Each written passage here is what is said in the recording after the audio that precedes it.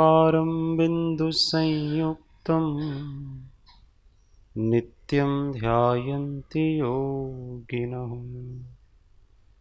कामदं मोक्षदं चैव ओंकाराय नमो नमः। अज्ञानतिमिरान्धानां ज्ञानाञ्जनशलाकया चक्षुरुन्मीलितं येन तस्मै श्रीगुरुवे नमः। मंगलमयमंगलकरं वीतरागविज्ञान नमो ताहि जाते भये अरिहंताधिमः। परात्पर गुरुवे नमः। परम्पराचार्य गुरुवे नमः। परम गुरुवे नमः। साक्षात् प्रत्यक्ष सद्गुरुवे नमो नमः। अनंत अनंत भाव भेद थी भरेले भले अनंत अनंत नाय निक्षेपे व्याख्यानी छे। सकल जगत हित कारिणी हारिणी मोह तारिणी भवाब्धि मोक्ष चारिणी प्रामाणी छे। उपमा आप्यानी जेने तमारा खवीते व्यर्थ आपवाथी निज मति मपाई में मानी छे। अहो राज चंद्र बाळ ख्याल नथी पामताय जिनेश्वर ताणी जाणी तेणे जाणी छे। गुरुराज ताणी वाणी जाणी तेणे जाणी छे। ओ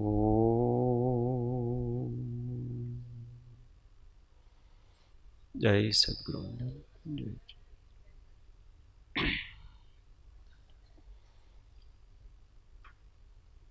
तत्व चर्चा में श्री जैन सिद्धांत प्रवेशिका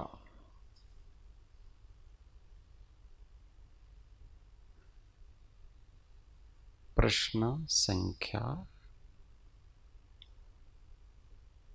48 बराबर।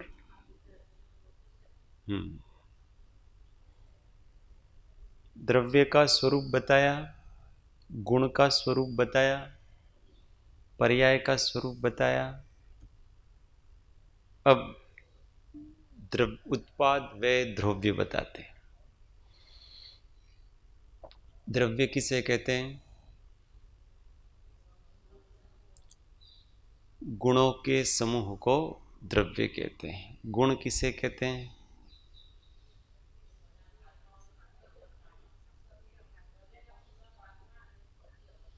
क्या?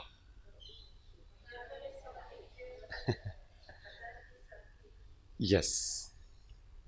उस जो सब पूरे भाग में हो, पूरे हो, पर क्या मुख्य वस्तु वो है। गुण किसे कहते हैं? तो द्रव्य के पूरे भाग में हो और हर अवस्था में हो, पर क्या? ये परिभाषा पूर्ण नहीं है कि पदार्थ की जो शक्ति जो उसके समस्त भागों में रहती है और समस्त अवस्था में रहती है, उस शक्ति का नाम गुण है। तो मुख्यतः उस शक्ति की अपेक्षा से। फिर दो तो उनकी विशेषताएं बताई। मुख्य शक्ति, सामान्य गुण कितने होते हैं? 6। हाँ हाँ, मुख्य रूप से 6। कौन कौन से? अस्तित्व, वस्तुत्व, द्रव्यत्व, प्रमेयत्व, अगुरु लघुत्व, प्रदेशत्व। Very good. प्रमेयत्व क्या है? जानने की शक्ति। हाँ। ज्ञान में आने की शक्ति। जानने की शक्ति नहीं, ज्ञान में आने की शक्ति, उसका नाम प्रमेयत्व है। प्रदेशत्व क्या है? पदार्थ जितना स्थान घेरता है उसको प्रदेशत्व कहते हैं, परंतु वो तो पर की अपेक्षा से हो गया। वो तो हमने आकाश के प्रदेश की अपेक्षा से कहा। तो प्रदेशत्व गुण को तो पदार्थ का अपना है, उसके प्रदेशों का नाम है ये। आत्मा में कितने प्रदेश हैं? असंख्यात प्रदेश हैं। क्यों हैं? अब वो आकाश के थोड़े से प्रदेशों में आ सकते कि नहीं आ सकते? आ सकते हैं। एक प्रदेश में, आकाश के एक प्रदेश में जीव आ सकता है कि नहीं आ सकता है?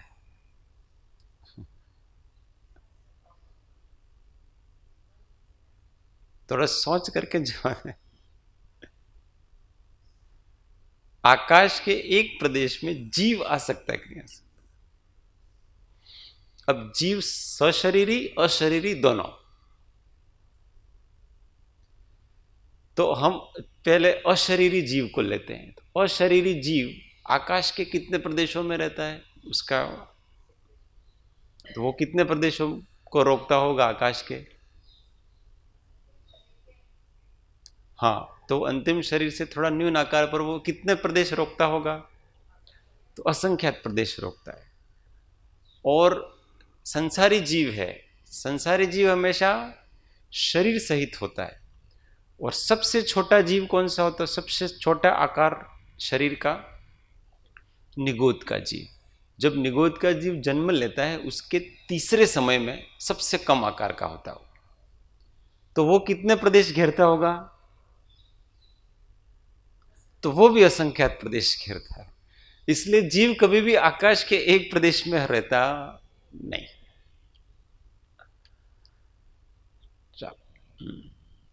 और पर्याय किसको कहते हैं?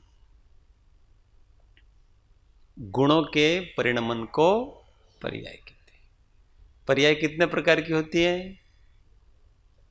2 प्रकार की। कौन कौन सी? अर्थ पर्याय और व्यंजन पर्याय। अर्थ पर्याय किसको कहते हैं?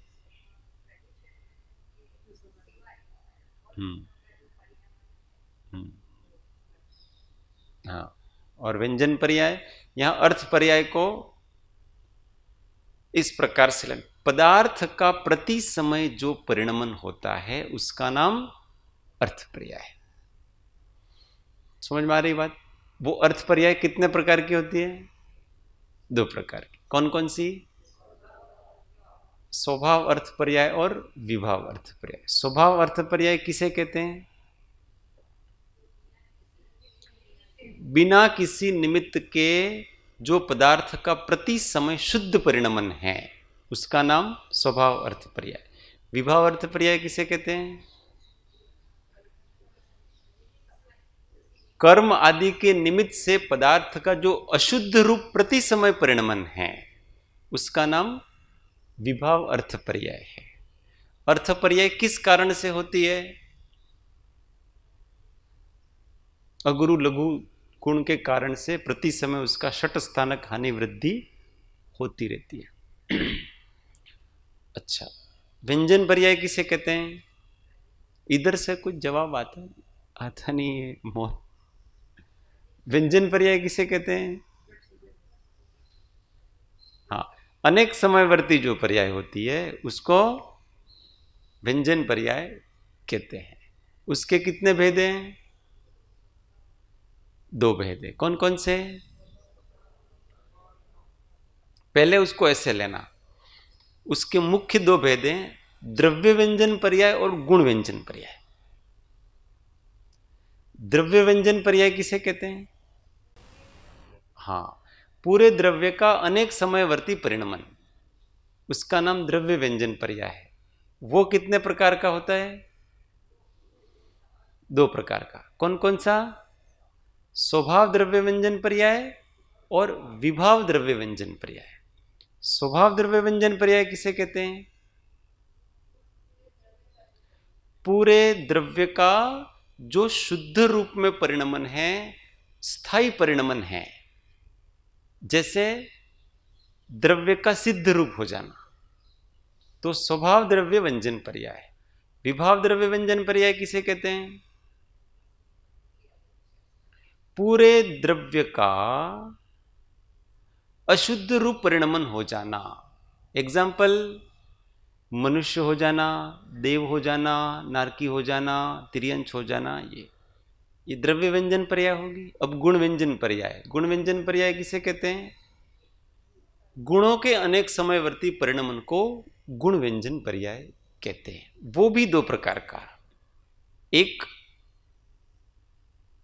स्वभाव गुण व्यंजन पर्याय, दूसरा विभाव गुण व्यंजन पर्याय। स्वभाव गुण व्यंजन पर्याय में क्या होता है?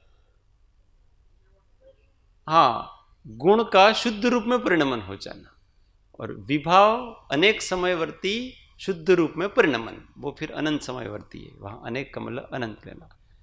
और विभाव गुण व्यंजन पर्याय का मतलब क्या हो गया?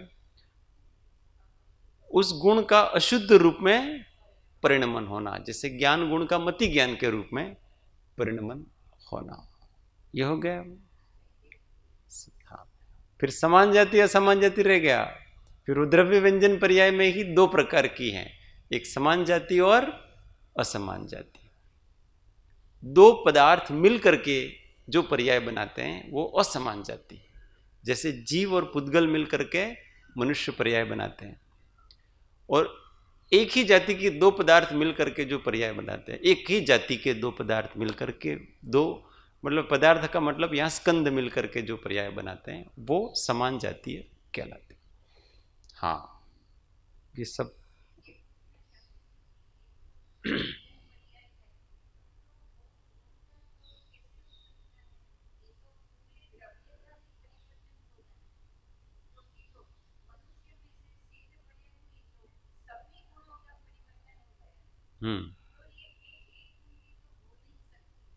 उसमें क्या होता है? हाँ, एग्जाम्पल दिया ना कि वहां जैसे केवली है तो अभी तक घातिया कर्म नष्ट हुए हैं, अघातिया कर्म नष्ट नहीं हुए, तो उस समय तक उसकी जो द्रव्य व्यंजन पर्याय होगी वो तो मनुष्य रूप होगी, और गुण व्यंजन पर्याय होगी उसकी वो अनंत चतुष्टय रूप होगी।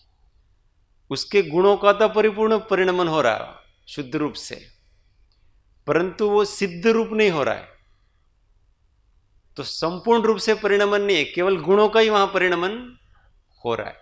उसी प्रकार से जैसे मनुष्य हैं तो छद्मस्त हैं, तो वो अभी द्रव्य से तो मनुष्य रूप में पूरा परिणमन हो रहा है, और गुण से मति ज्ञान आदि रूप परिणमन उसका तो क्षोभम ज्यादा होता है, कम होता है, तो ये गुणों का परिणमन इस प्रकार से, इसलिए ये अलग अलग दोनों है।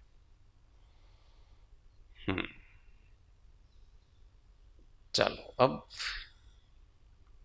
ये बार बार एक बार दिमाग में बिठा लेने का सब चीजें। पर्याय, पर्याय के 2 भेद, एक अर्थ पर्याय, फिर व्यंजन पर्याय, फिर अर्थ पर्याय के 2 भेद, स्वभाव अर्थ पर्याय, फिर विभावर्थ पर्याय, फिर व्यंजन पर्याय के मुख्य दो भेद, एक द्रव्य व्यंजन पर्याय, एक गुण व्यंजन पर्याय, फिर द्रव्य व्यंजन पर्याय के दो भेद, एक स्वभाव द्रव्य व्यंजन पर्याय, एक विभाव द्रव्य व्यंजन पर्याय, विभाव द्रव्य व्यंजन पर्याय के दो भेद, एक समान जातीय और एक असमान जातीय, फिर गुण व्यंजन पर्याय के दो भेद, एक स्वभाव गुण व्यंजन पर्याय, एक विभाव गुण व्यंजन पर्याय। बस इतना सा, इससे अधिक नहीं, केवल एक बार दिमाग में बिठा लेने का। ये कैसा है पता है? महाराणा सांगा, उसके 5 बेटे, उसमें सबसे छोटे बेटे का नाम उदय सिंह, उसके भी महाराणा प्रताप और 3 मुख्य बेटे, 4 बेटे उसके, और भी बेटियां तो खूब सारी थी। फिर महाराणा प्रताप के इतने बेटे। ऐसे करते करते हम अपनी वंशावलियों को याद करते कि नहीं करते? हमारे परदादा, उस परदादा के इतने बेटे हुए थे, फिर उनके इतने बेटे हुए, फिर उनके बेटों के इतने बेटे हुए, उनके बेटों के इतने बेटे, ये सब हम याद कर लेते कि नहीं कर लेते? ऐसे ही ये चीजें याद कर लेने की है। हो, बहुत बार मैंने तो 100 बार बोला, 50 बार, 100 बार इसका हो गया। परीक्षा भी ली थी। कोई बात नहीं, याद नहीं, एक आत्मा याद रहे तो। पर ये आत्मा ही है, आत्मा के अतिरिक्त तो और कुछ नहीं। चलो, अवेलेबल, ये पंथ परम पद में इसका डिटेल है, वहीं से पढ़ लेना और चार्ट बना लेना एक एक करके। वो धर्म ध्यान, आज्ञा विजय धर्म ध्यान है, उसमें ये सबसे अच्छी तरह से दिया।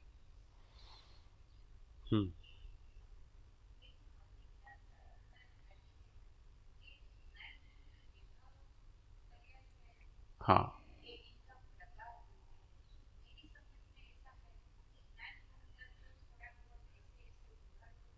हाँ,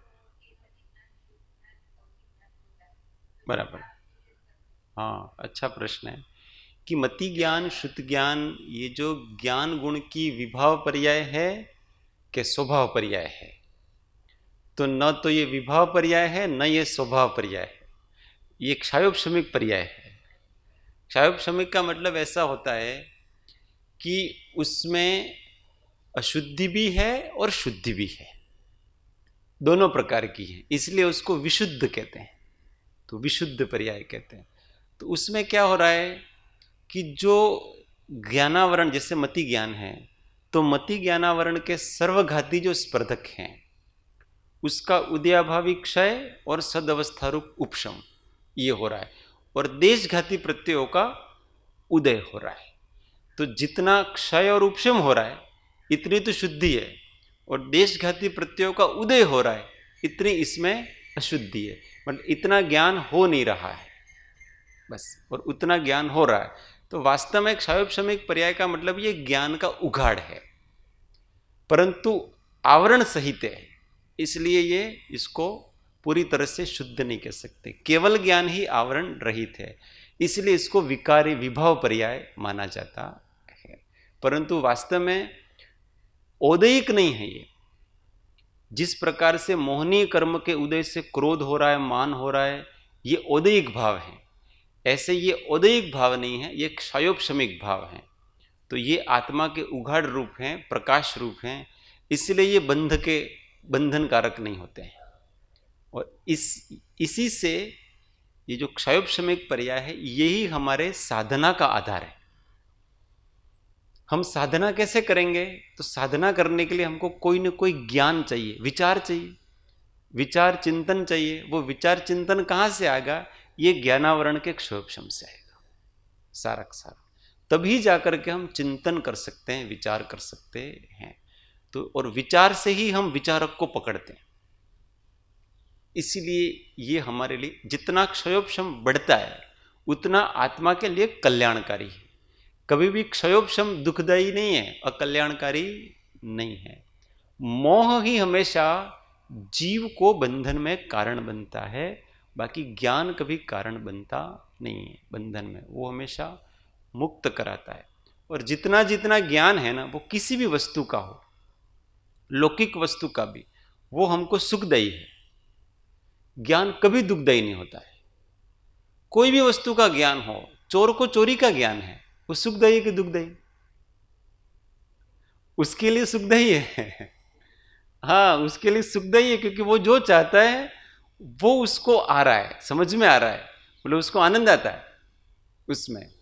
ज्ञान हमेशा आनंद का कारण है। ज्ञान कभी भी दुख का कारण हो सकता नहीं है। दुख का कारण केवल और केवल मोह है। उसी को हटाने का प्रयत्न करना चाहिए। कोई भी कला पढ़ते हैं अपन, संसार की कितनी भी कलाएं पढ़ते हैं, जो जब वो हमको कला आती है ना तो हमको आनंद आता है। आता है कि नहीं आता है? अब किसी को पाक कला, भोजन बनाना है, पर आता ही नहीं है कि हम कैसे बनाए। किसी को कह दिया चलो भाई आज हमारे भोजन बनाने वाला कोई है नहीं, तो आपको भोजन बनाना है, ये चीजें आपको बनानी है, परंतु उसको आती नहीं है। जब तक उसको नहीं आती है ना तब तक उसको रहता है अब मैं कैसे बनाऊंगा, मेरे को तो आता ही नहीं है। अब उन्होंने कहा है तो मना भी नहीं कर सकते, अब क्या करे। अब दुखी होता है व्यक्ति। अब फिर क्या होता है कि वो फिर मोबाइल में रेसिपी ढूंढता है, अथवा फिर किसी को पूछते हैं कि भाई ये चीज़ मेरे को बनानी है, वो कैसे बनाऊँ, ढोकले बनाने के लिए कहा है तो मैं कैसे बनाऊँ। जैसे ही उसको आ गया तो आनंद आता है, हाँ अब आ गया। ज्ञान हमेशा आनंद का कारण होता है, कभी भी दुख का कारण ज्ञान होता नहीं है। इसलिए जितना ज्ञानाभ्यास करें, किसी भी वस्तु को सीखें। लौकिक वस्तु भी सीखने में कोई दिक्कत नहीं किसी भी प्रकार से। इसलिए इसमें हमेशा अपने को लगे रहना चाहिए। ये नहीं सोचना चाहिए हम ये चीज़ सीख के क्या करेंगे, वो चीज़ सीख के क्या करेंगे। अपने सामने जो है उसको सीखो, ज्ञान बढ़ेगा, आनंद बढ़ेगा, सुख बढ़ेगा, आत्मविश्वास बढ़ेगा, कॉन्फिडेंस बढ़ता है अपना। जितना जितना हमारा सूक्ष्म ज्ञान बढ़ता है उतना उतना हमारा कॉन्फिडेंस बढ़ता है। नहीं तो व्यक्ति यार मेरे को तो कुछ आता नहीं है, क्या करूं, तो ऐसे वो डरा डरा सा रहता है, भयभीत रहता है। और जिसको आता है ना कोई बात नहीं मैं सीख लूंगा, मुझे आता है, वो निर्भय रहता। ज्ञान का अभ्यास करना चाहिए। ज्ञान विभाव होता ही नहीं है। अभी तो कहा है ना ज्ञान क्षयोपशम है। ज्ञान कहां विभाग है? भोजन बनाना को जानना ये केवली को भी पता है। केवली के ज्ञान में भी ऐसा आता है कि शीरा कैसे बनता है। तो वो कोई विभाव में आ गए क्या? केवली को इस सृष्टि का जितना ज्ञान है ना वो सब है। जितना एक व्यक्ति को ज्ञान है ऐसे सारे व्यक्तियों को मिला करके जितना ज्ञान है वो सब केवली को है। तो को केवली को कोई परेशानी है क्या उस ज्ञान में? कोई परेशानी नहीं है उस ज्ञान में। बस हम उसका उपयोग कैसे करते हैं। अगर हम उसको राग द्वेष में उपयोग में लाएंगे उस ज्ञान को तो हमारे लिए बंधन का कारण बनेगा। और हम राग द्वेष के उपयोग में नहीं लाएंगे तो वो तो हमारे सुख का कारण ही है। दुख का कारण कभी ज्ञान होता नहीं है। दुख का कारण ज्ञान का मद होता है, ज्ञान का दुरुपयोग होता है। और ज्ञान के कारण जो मद आता है वो टेंशन और तनाव का कारण, चिंता का कारण होता है। ज्ञान एक इतनी निर्दोष वस्तु है।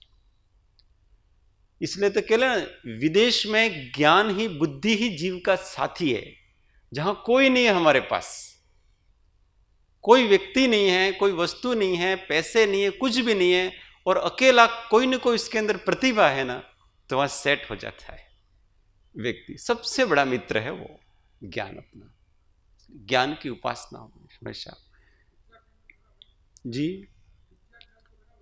ज्ञान में मिथ्यापना और सम्यक्त्वपना, मिथ्यात्व मोहनी के कारण से आता है।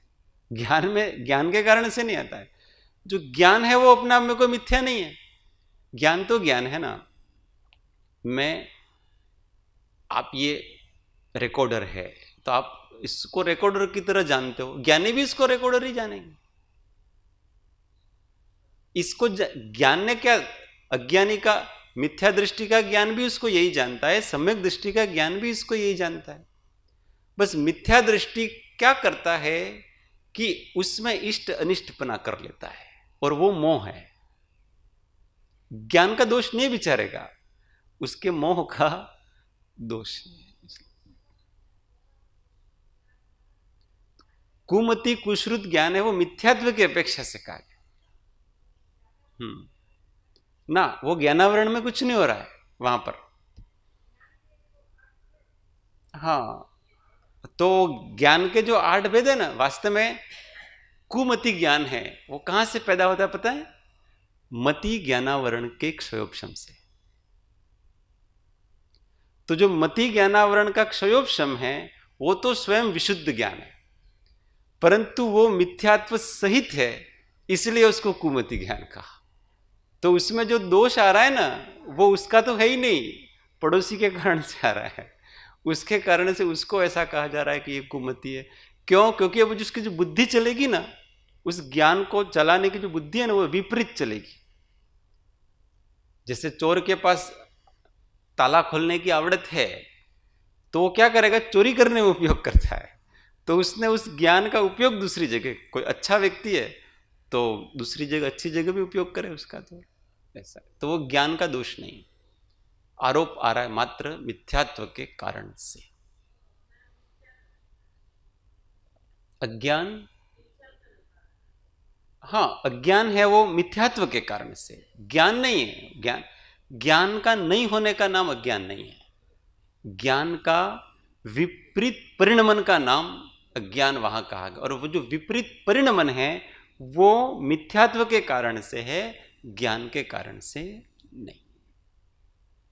इसलिए ज्ञान समान न आन जगत में सुख को कारण।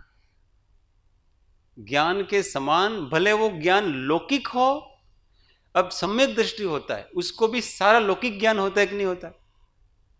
तो कोई उसके दुख के कारण थोड़ी है, दुख का कारण है ही नहीं, सारा ज्ञान है उसको, वो सब उसके सुख का ही कारण हो जाता है।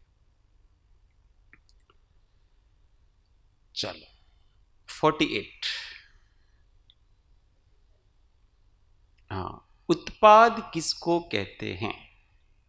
उत्तर, द्रव्य में नवीन पर्याय की प्राप्ति को उत्पाद कहते हैं।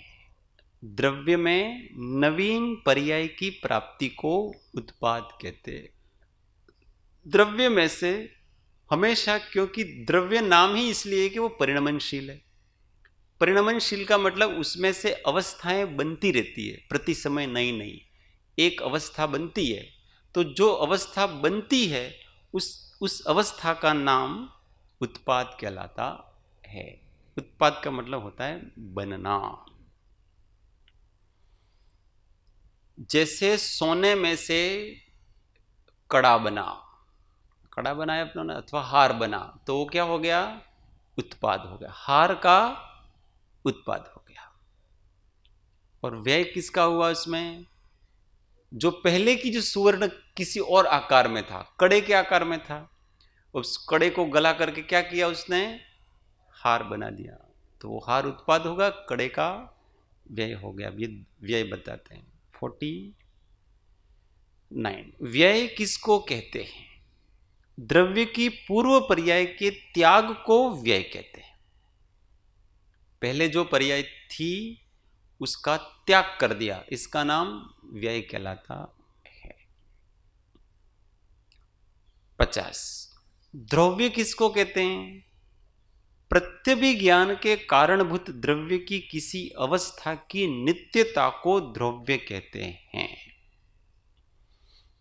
अब देखो, ये प्रत्यभिज्ञान के कारणभूत द्रव्य की किसी अवस्था की नित्यता को द्रव्य कहते हैं। ध्रुवता, द्रव्य की 3 अवस्थाएं, यहां अवस्था नाम दिया उन्होंने। द्रव्य की 3 अवस्थाएं, एक उत्पाद अवस्था है, एक व्यय अवस्था है, एक ध्रुव अवस्था है।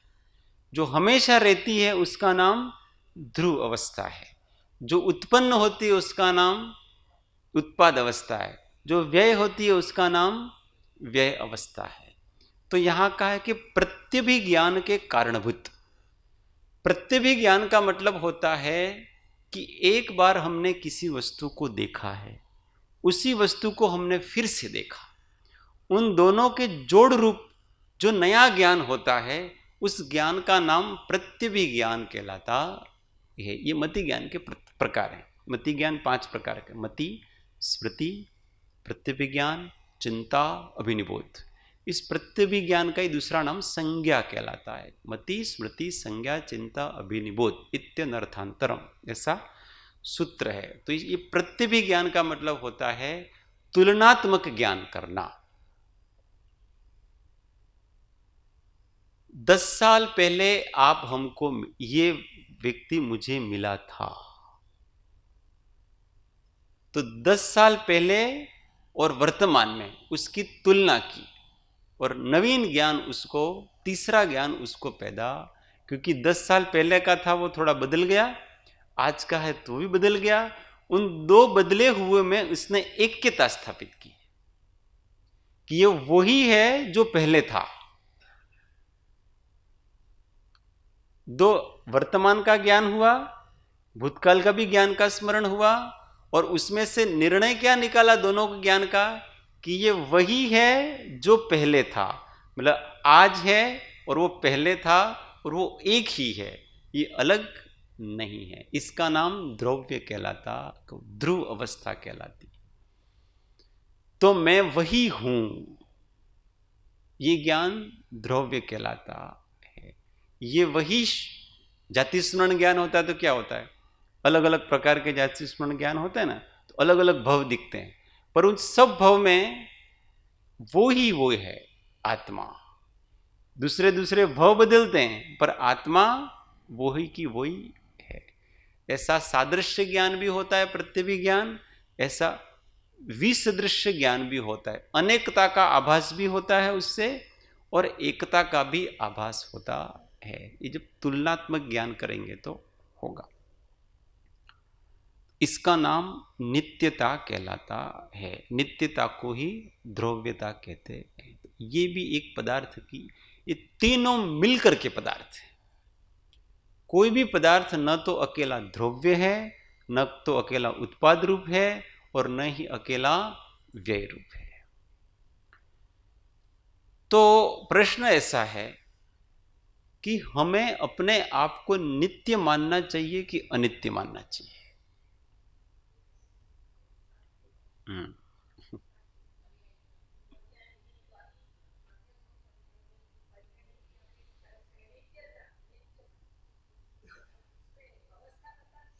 आपका क्या ख्याल है? दोनों मानना चाहिए। हाँ, वेरी गुड। परंतु 6 पद के पत्र में तो ऐसा कहा है, आत्मा नित्य है। वहां ऐसा क्यों कहा?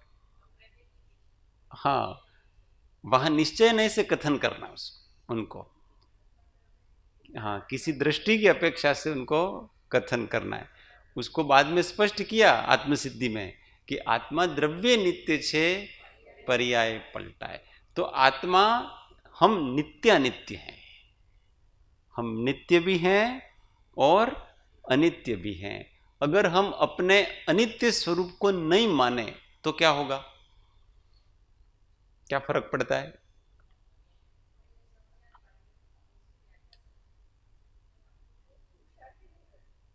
हाँ, कैसे नहीं कर सकेंगे? कि हमेशा अपना परिणमन बदलता रहता है। हमको क्रोध आया, आकर के चला गया, फिर हमने क्या है कि ये तो हम है ही नहीं क्योंकि अनित्य है। तो जब हम उसको अपना नहीं मानेंगे तो हम अपने दोष को स्वीकार करेंगे? दोष को स्वीकार नहीं करेंगे। दोष को स्वीकार नहीं करेंगे तो क्या होगा? दोष जाएगा नहीं, फिर कोई मोक्ष का पुरुषार्थ नहीं करेगा। क्यों? क्योंकि आप उसको मानते ही नहीं हो, तो फिर क्यों निकालोगे? अंदर क्रोध पड़ा है पर मेरा है ही नहीं ना वो। तो ऐसे समय सार और ऐसे ग्रंथों में तो ऐसा ही आएगा, हूं क्रोध नहीं, नहीं मानते मज लोभ माया छू नहीं, करता न कार्य तान अनुमंता हूं करता नो। मतलब मैं तो न उसका करता हूं, न कारिता मतलब कराने वाला हूं, न अनुमंता मतलब अनुमोदना करने वाला। तीनों नहीं हूं मैं उसका, किसी भी प्रकार से मैं नहीं हूं।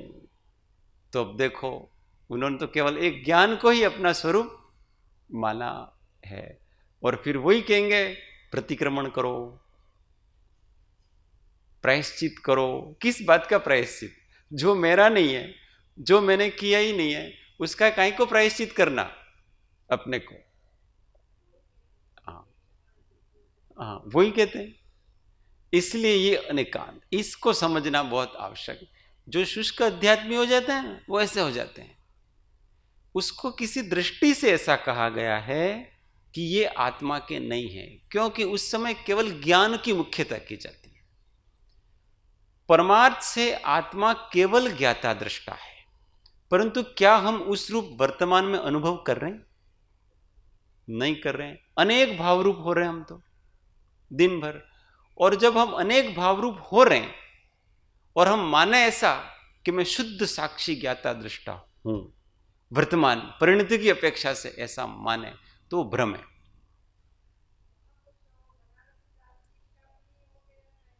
हाँ, बहुत शौकत। हाँ, हो जाता है।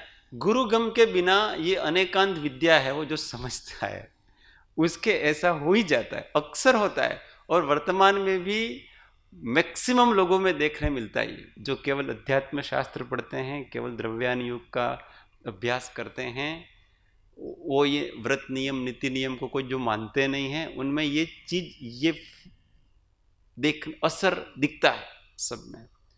फिर वो अपने दोषों आदि के प्रति कोई गंभीर नहीं रहे। हैरान, एक समय की पर्याय है, आएगी और जाएगी, मैं क्या करूं? ऐसा नहीं है। मोक्ष मार्ग प्रकाशक में स्पष्ट रूप से कहा कि ये तो फिर क्या करना, प्रश्न उठाया कि राग द्वेष आदि वो आत्मा करता है, वो चेतन के भाव हैं, वो कोई जड़ के भाव नहीं है। कोई जड़ नहीं कर सकता राग द्वेष।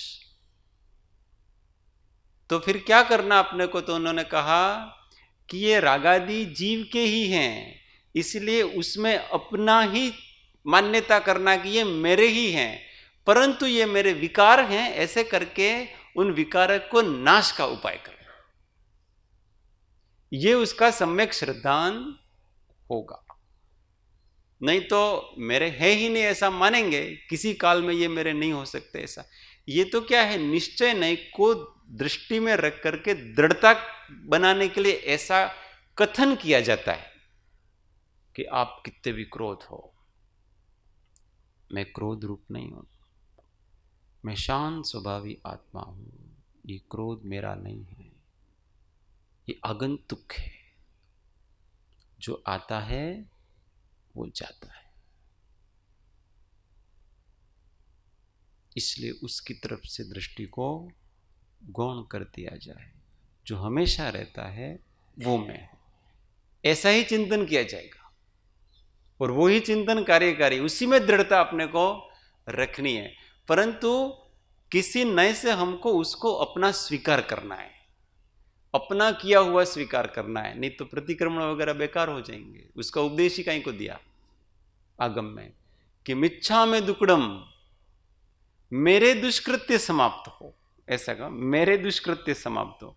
उसमें मेरे पने का भाव उसमें किया, क्योंकि वास्तव में वो मैंने अपनी गलती की। ये चैतन्य विकार हैं, जीव के अपराध हैं, जीव तो नहीं है, वास्तव में शुद्ध जीवास्तिकाय तो नहीं है, परंतु ये जीव के अपराध हैं। इसलिए अपने अपराधों को तो अपने को स्वीकार करना ही चाहिए, परंतु ये भी स्वीकार करना चाहिए साथ साथ कि अपराध मेरा स्वभाव नहीं है, मैं अपराधी नहीं हूं स्वभाव से, अभी अपराधी बना हुआ हूं, मैं अपराध कर रहा हूं, परंतु अपराध करना मेरा, चोर हमेशा चोर ही रहे ऐसा तो कोई जरूरी नहीं है ना। इसलिए अपराध को स्वीकार भी करना और मैं अपराध स्वरूप नहीं हूं ऐसा भी मानना, ये मेरा स्वभाव नहीं। इस प्रकार से अपने को मान्यता रखनी चाहिए। इसका नाम है अनेकांत दृष्टि युक्त एकांत दृष्टि। दोनों माना तो सही, नित्यानित्य, पर अब दृष्टि कहां रखनी हमको? नित्य पर।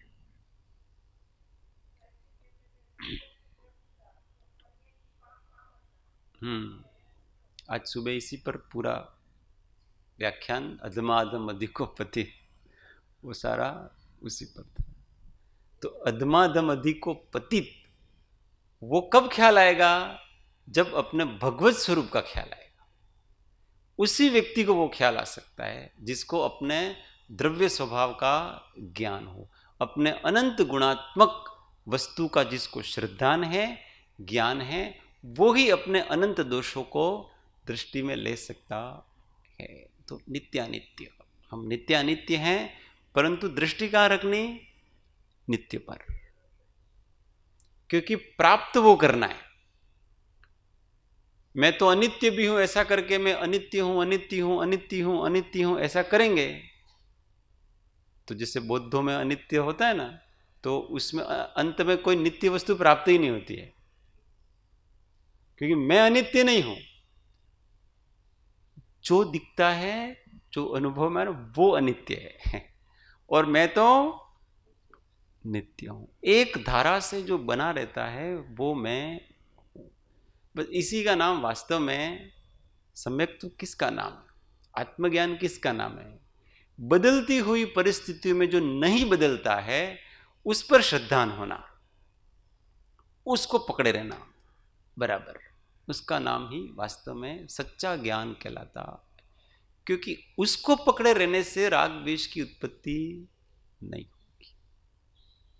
और देखने की दृष्टि भी ये रखना, सामने वाला अभी कोई दोष कर रहा है तो हमने किसको देखा? उसके पर्याय को देखा है, उसके दोष, परंतु क्या स्वभाव से दोषी है क्या? थोड़ी देर बाद अभी गुस्सा कर रहा है, थोड़ी देर बाद शांत हो जाएगा। तो जो गुस्से के समय में भी था और जो शांति के समय में भी था वो एक चीज है और वो है। ये बदलने वाली पर्याय वो नहीं है। इस कारण से क्या होता है कि जो ज्ञानी लोग, महात्मा लोग, साधक लोग होते हैं उनको करुणा आती है उनके ऊपर। कोई दोष करते हैं तो करुणा आती है, बाकी उनके प्रति कोई द्वेष भाव आदि आता, तुच्छपना नहीं आता है उनको किसी, ये तो तुच्छ व्यक्ति, ऐसे तुच्छ नहीं है, ये कोई भी तुच्छ नहीं है। ये एकेंद्रीय वृक्ष है ना, वो भी तुच्छ नहीं है, वो भी भगवान है, वो भी भगवान बनने की पूरी पूरी उसके अंदर योग्यता हो सकता है अपने पहले मोक्ष चला जाए ऐसा भी है, अपने पहले भी मोक्ष चले जाए, क्या ठिकाना। ये तो एकेंद्रीय है, यहीं से जाकर के अभी कहीं देवलोक में जन्म ले ले और वहां से आकर के वापस अथवा कहीं और मनुष्य बन जाए, कुछ भी हो सकता है इनका।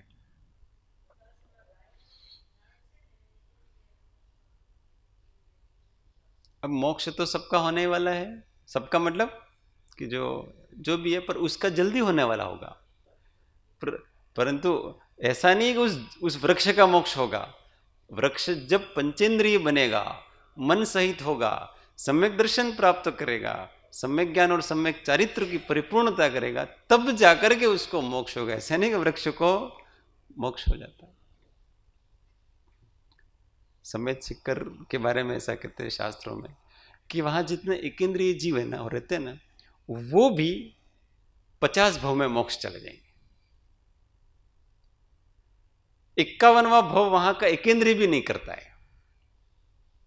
वो जगह ऐसी है कि कुछ जगह ऐसी होती हैं कि जहां जन्म लेने वाला उसी प्रकार का पात्र होता, ज्यादा से ज्यादा वहां एकेंद्रीय जन्म लेंगे तो 50 भव से ज्यादा जन्म लेंगे नहीं। चलो समय भी पूरा हो गया, एक पढ़ लेते अपने 51। द्रव्यों में विशेष गुण कौन कौन से हैं? उत्तर, जीव द्रव्य में चेतना, सम्यक्त्व, चारित्र इत्यादि। पुद्गल द्रव्य में स्पर्श, रस, गंध, वर्ण। धर्म द्रव्य में गति, हेतुत्व वगैरह। अधर्म द्रव्य में स्थिति, हेतुत्व वगैरह। आकाश द्रव्य में अवगाहन, हेतुत्व, और काल द्रव्य में परिणमन, हेतुत्व वगैरह। ये सब अपने अपने विशिष्ट गुण हैं। जीव द्रव्य में विशेष गुण बहुत सारे।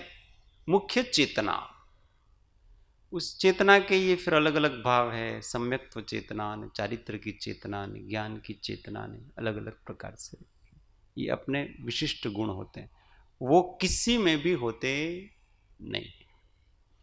पुद्गल में स्पर्श रस गंध वर्ण वो किसी में भी नहीं होगा। धर्म में गति हेतुत्व वो किसी में भी नहीं होगा। अधर्म द्रव्य में स्थिति हेतुत्व वो किसी में भी नहीं होगा। और आकाश द्रव्य में अवगाहन हेतुत्व वो किसी में भी नहीं होगा। और काल द्रव्य में परिणमन हेतुत्व वो भी किसी में होगा नहीं।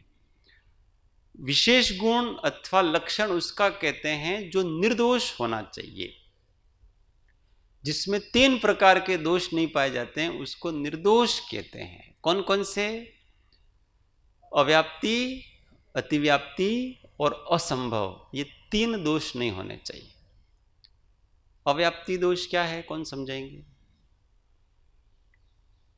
अव्याप्ति कहते किसको? अपने ये भी बहुत बार पढ़े हैं। हाँ, अब अव्याप्त, हाँ, तो उसको अर्थ से कोई भी किसी भी चीज को समझना है ना अपने को, सबसे पहले उस शब्द पे जाओ। शब्द क्या है? अव्याप्ति। व्याप्त का अर्थ होता है रहना, विस्तृत होकर के रहना। अव्याप्त मतलब विस्तृत होकर के, व्याप्त होकर के नहीं रहना। तो जो लक्षण लक्ष्य में पूरा व्याप्त होकर के नहीं रहता है, लक्ष्य का मतलब जिसका लक्षण किया जा रहा है उसको लक्ष्य कहते हैं।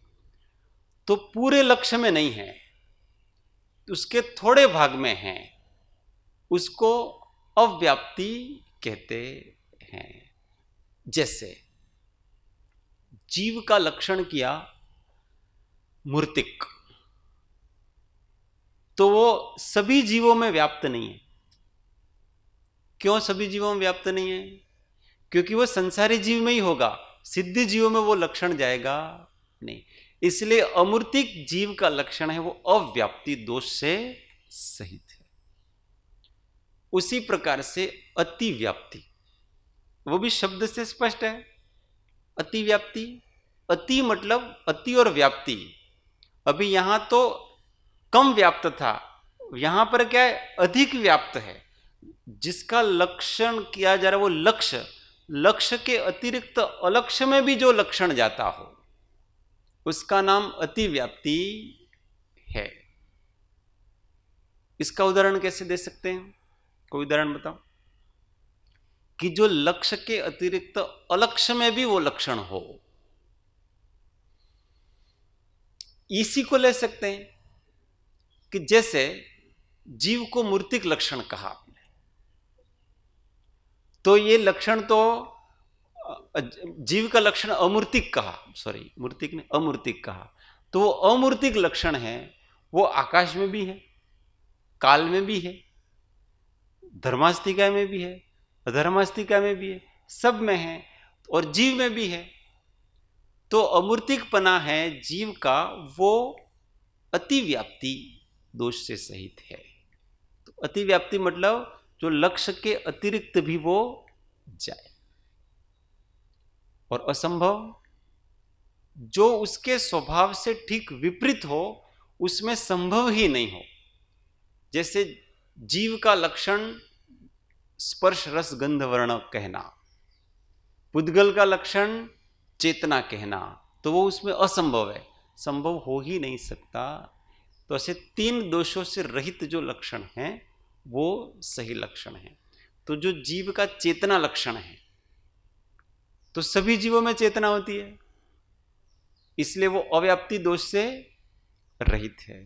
और जीव के अतिरिक्त चेतना किसी भी अन्य द्रव्य में नहीं होती है, इसलिए वो अतिव्याप्ति दोष से भी रहित है।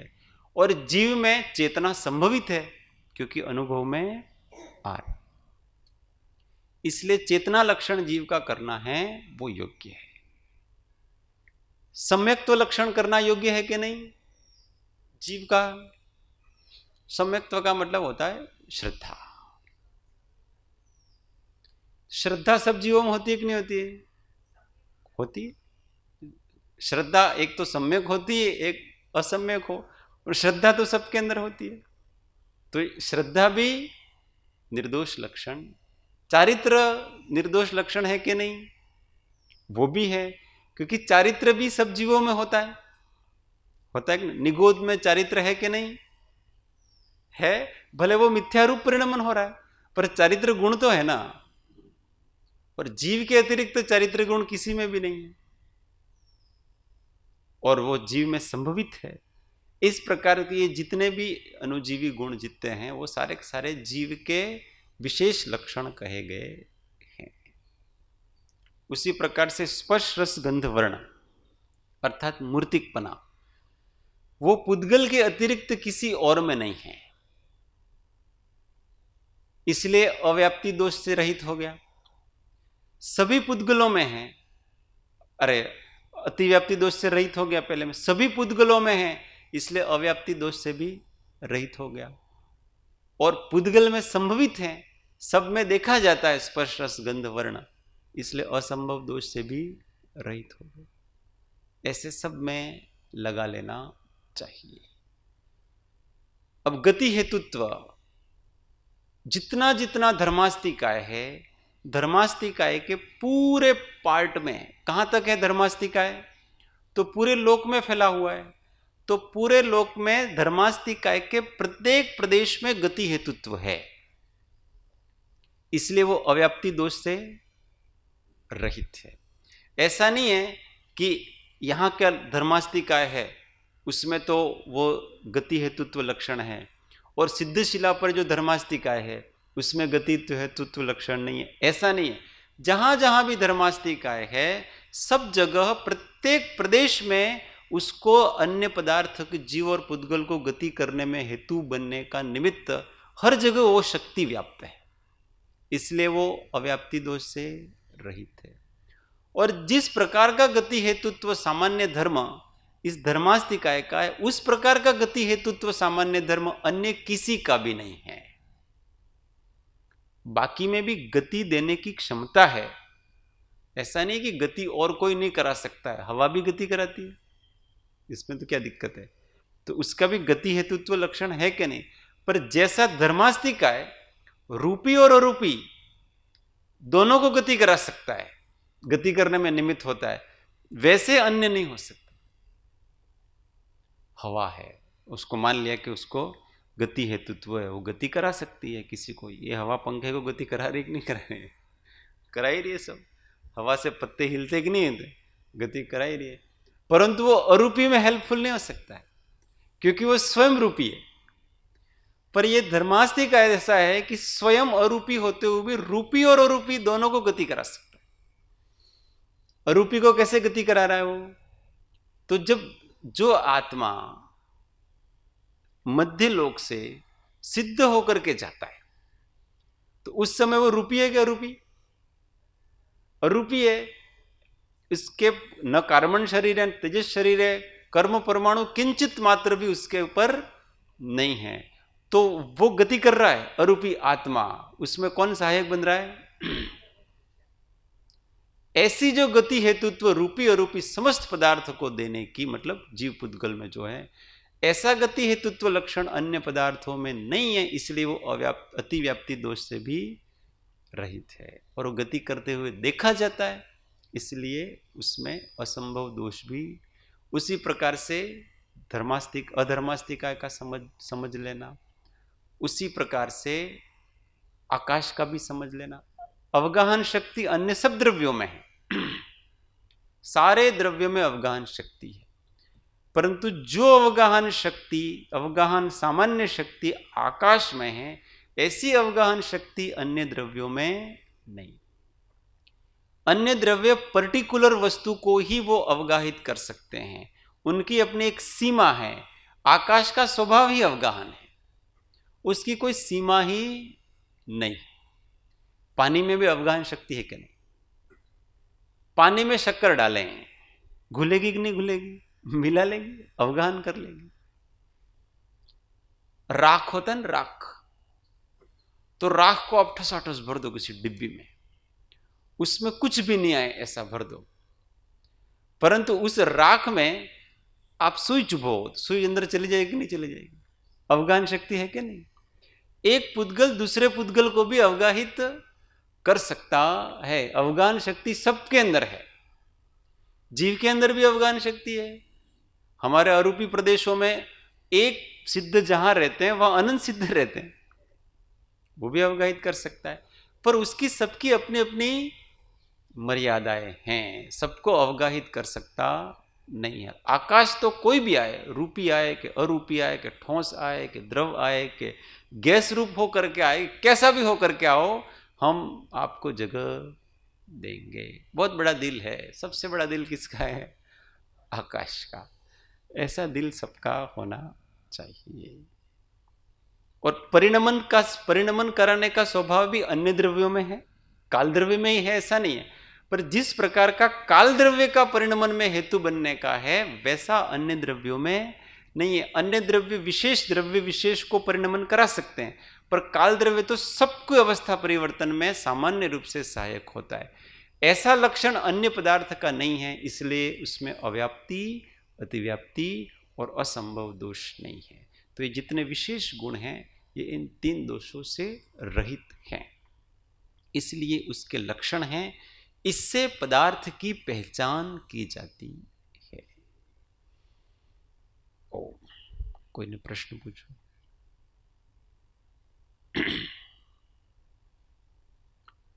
हमें अपनी पहचान करनी है, तो इसी से की जाएगी हमारी पहचान। हमारी पहचान कैसे करेंगे हम? तो हम चेतना से हमारी पहचान करेंगे कि हम चेतना है।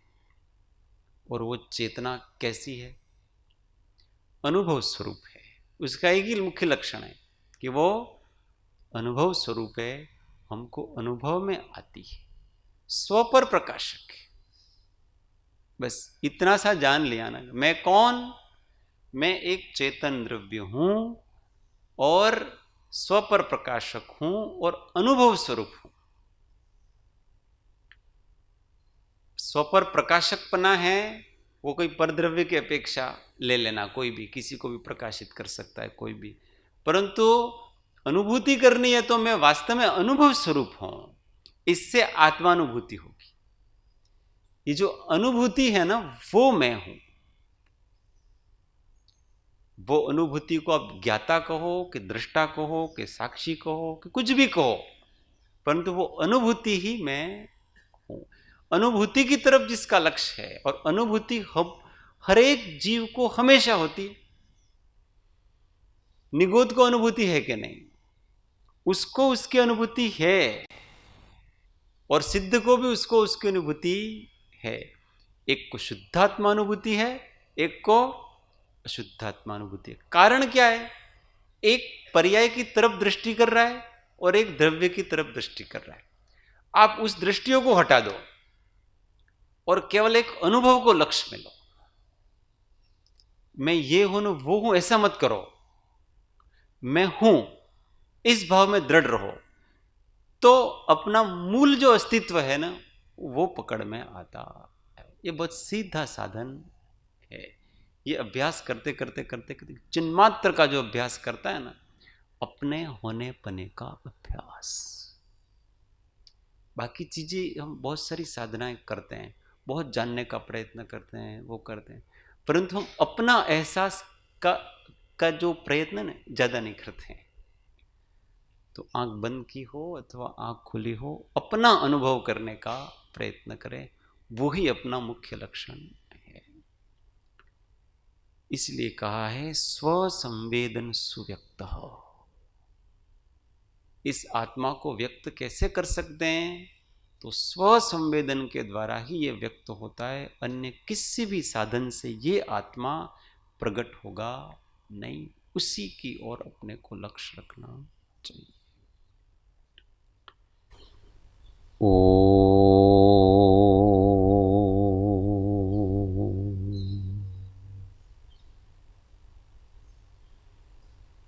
अपने को जानने का, अनुभव करने का प्रयत्न करना।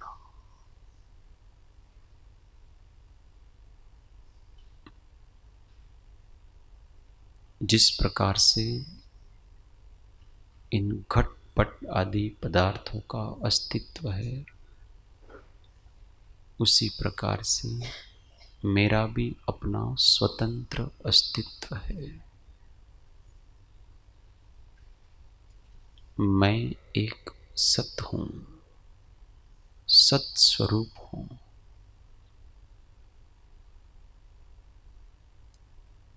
अनुभव ही मेरा लक्षण है। हर समय मैं अपने होने पने का अनुभव करता हूं।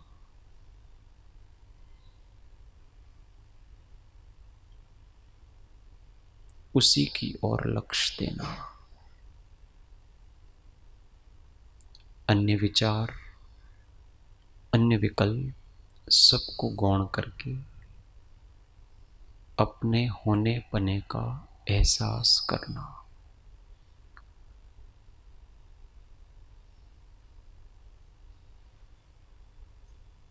मैं शुद्ध हूं अथवा अशुद्ध हूं, इस प्रकार के विकल्प नहीं करना। मैं मात्र हूं, केवल हूं।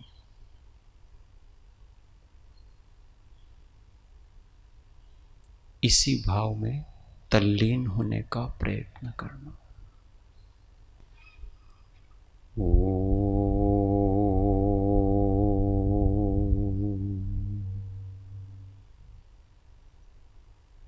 सर्वथा सौ सुखी थाओ, समता सहो समाचरो।